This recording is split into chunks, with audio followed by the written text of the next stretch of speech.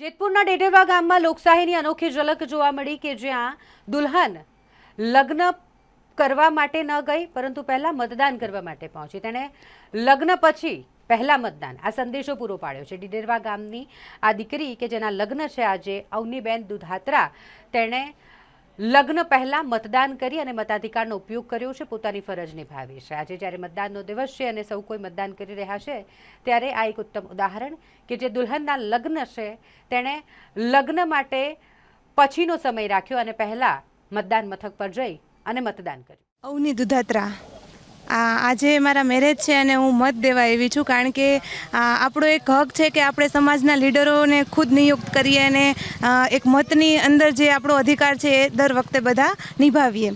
તો યુવાઓને હું એ જ કહેવા માગું છું કે કોઈ પણ પરિસ્થિતિની અંદર મતદાન મતલબ ચોક્કસથી કરવું જોઈએ, કારણ કે એનાથી જ આપણો દેશ પણ આગળ વધશે અને આપણા ગામના જે લીડર છે એ પણ આપણે ખુદ જ ચૂની શકશું। કયા મુદ્દાઓને ધ્યાનમાં રાખીને મતદાન કરવું?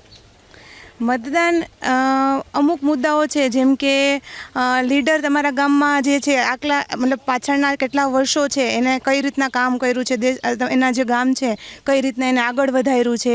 4-5 મુદ્દાઓ, હવે ગામ છે તો ગામ છે, સિટી છે તો સિટીમાં કેવા કેવા નવા મતલબ યોજના લાવ્યા છે, અથવા તો પાણી પુરવઠો, કંઈ પણ નાની મોટી બાબતો મતલબ સમયસર આપણને મળી રહે છે કે નહીં, બધા મુદ્દાઓને ધ્યાનમાં રાખીને આપણે આપણા જે લીડર છે ચૂનવા જોઈએ।